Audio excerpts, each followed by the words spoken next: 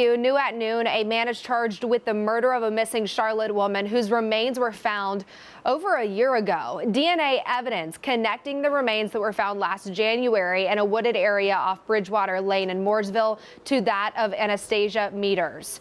She'd been missing since June of 2016, an autopsy revealing that the cause of death is a gunshot wound to the head. Deputies now identifying that Timothy Cremity is a suspect in this case. Now, he's already serving a life sentence for the attempted murder of this woman's mother and the murder of the mother's boyfriend. These deaths, not the only crimes that he has committed. We're going to have more on his criminal history coming up at 5 p.m.